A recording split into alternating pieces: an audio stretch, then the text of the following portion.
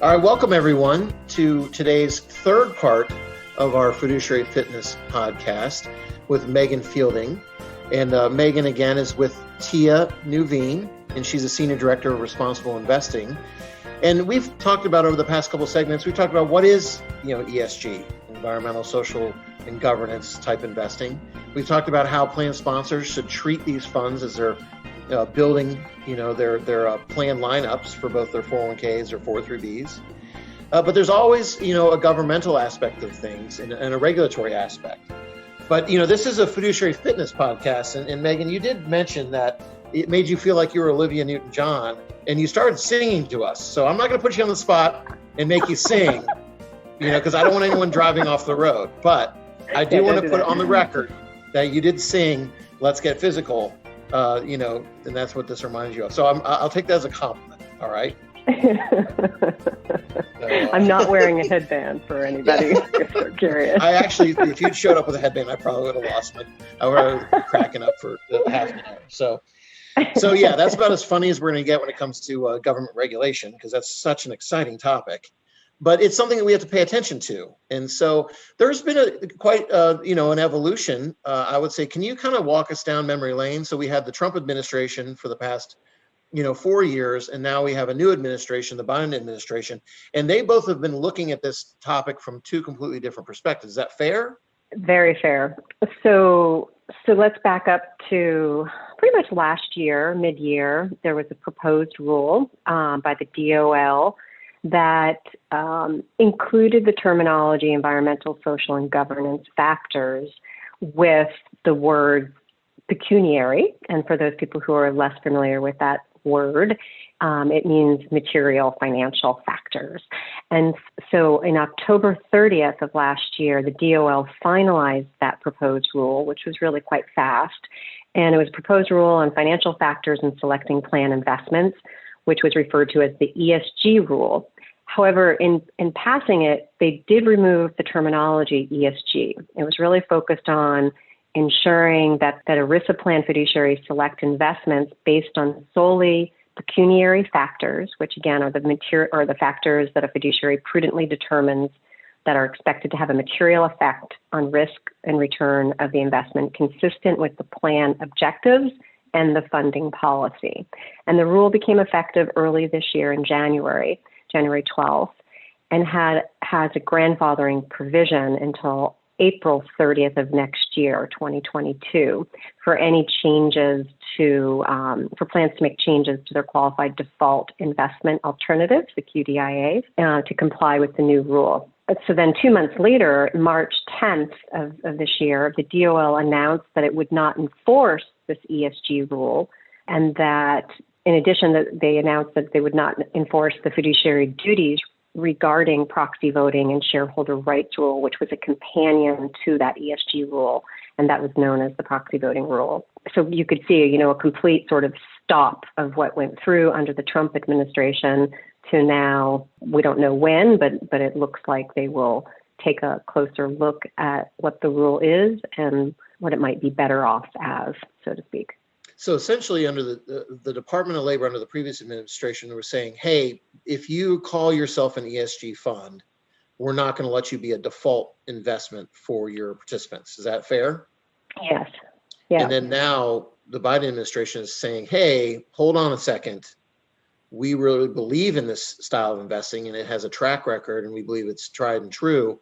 So if you have something like a target date fund that claims to be ESG, that's okay. I think they're saying, number one, that ESG is not part of the rule, right? And they recognize that, even though the rule is still nicknamed the ESG rule, because that was in the original language last year.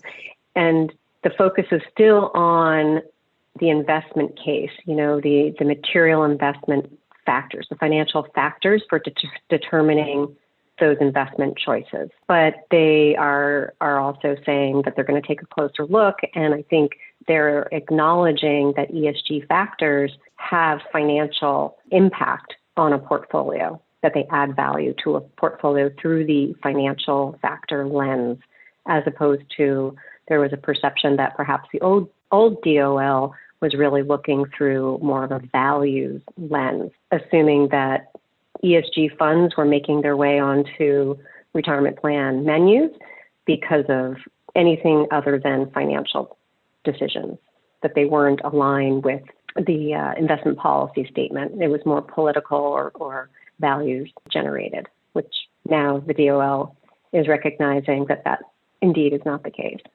Okay, because in the last segment we were talking about, hey, from a plan sponsor perspective, and I know from a consultant perspective, we're being approached all the time by employees who are saying, hey, I really want to have access to funds like this, and whether or not they be target date funds for people who aren't do-it-yourselfers, or particular styles or particular asset classes of funds that want to focus on a particular asset class. As a plan sponsor, people are coming to me with these requests, and we talked about doing a due diligence process. So what I hear you saying, and correct me if I'm wrong, is that according to the Department of Labor, we should go ahead and go through that due diligence, and we should be comfortable putting these funds in our plans. Absolutely.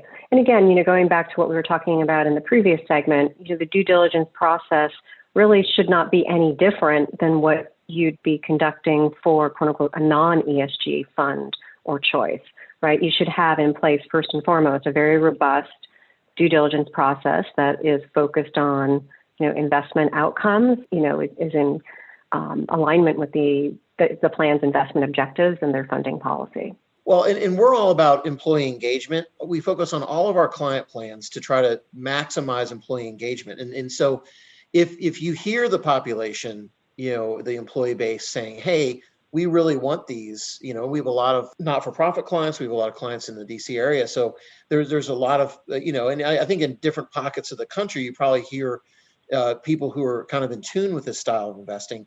They're going to their plan sponsors, their employers, and saying, hey, we want these things. And so I think the bottom line is, we can be inclusive. And I guess what I'm getting at is from a marketing perspective. Like if I'm going to promote the plan to my employees, and it might engage them and excite them and get them saving more and thinking about their retirement. I mean, would you agree that this is an integral aspect nowadays? Depending on who your employee force is, but increasingly we see all generations expressing interest in ESG and wanting to invest in this direction. So we conduct on an annual basis a survey across investors as well as advisors here in the United States. And last year's survey, interestingly, showed us that the largest factor driving their decision to invest this way was the focus on investment performance. So they recognize the investment case for ESG. And then sort of, if you unpack who is that population, intuitively, a lot of people just assume it's the millennials, right? It's the younger folks in the workforce. Yeah. But they were roughly 22, 24%. And actually Gen X and boomers, if they're still working, they actually had larger percentages in terms of their interest in wanting to invest this way. So again, through the lens of ESG makes good financial sense. So yes, in terms of helping your employees understand what are the choices available to them and ensuring that they're well educated about those choices. And ESG is one of the things that I think is driving a lot of attention and subsequent flows. Yeah, well, it sounds like based on the data you've supplied, the flows are up, people across multiple generations. So it really can amount to helping people engage and create some excitement around ESG. When we talk about fund replacements and, doing our normal fiduciary duties to make sure we have the best available funds, it sounds like we could take advantage of a situation like this to really kind of be like cheerleaders for the plan and say, hey, look at these additional tools in our toolbox to really engage our employees and get them excited about saving for their future. Yeah. And I mean, what we've also seen is that investors, and then I would include retirement plan investors in this statement, if they feel comfortable, if they're excited about what they're investing in, it also leads to more employee satisfaction, right? So happier employees, their health typically is better, their tenure is longer, they don't have, disruptive work schedules where they suddenly are, sick for a day or they suddenly don't show up. So it really adds to better value for the company as well. It is true. It will add to people's financial wellness because we do know that employees that are saving and are financially healthy are way more productive and engaged with their company, and they give their company credit. So I think that's where I think we were talking about win-wins. I think it does create a win-win. So I think that's a great takeaway. Yeah, absolutely. Well, Megan, this has been great. Thanks so much for your insight and your intelligence on this subject. Well, thank you so much for having us. And we really appreciate all the work that you're doing to get the word out. Thank you. Excellent. All right. See everyone next time. That's going to do it for this week's show. Thanks for listening. If you enjoy our show, we'd love for you to subscribe on iTunes or wherever you access your podcasts. The opinions voiced in this program are for general information only and are not intended to provide specific advice or recommendations for any individual. To determine which investments may be appropriate for you, consult with your attorney, accountant, financial, or tax advisor prior to investing. Securities offered through LPL Financial, member FINRA, and SIPC. Investment advice offered through Global Retirement Partners, LLC, a registered investment advisor. Global Retirement Partners, Washington Financial Group, a division of Hub International Mid-Atlantic, and Hub International are not affiliated with LPL Financial. Global Retirement Partners, LPL Financial, Washington Financial Group, and Hub International are not affiliated in any way with the services offered by any guest on this show.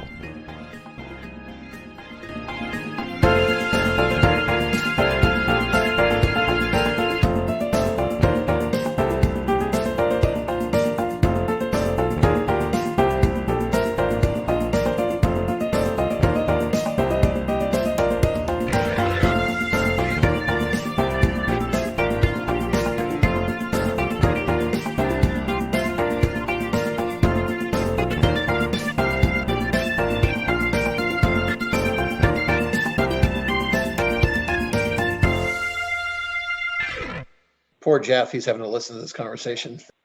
All right, hopefully Jeff can edit that, right?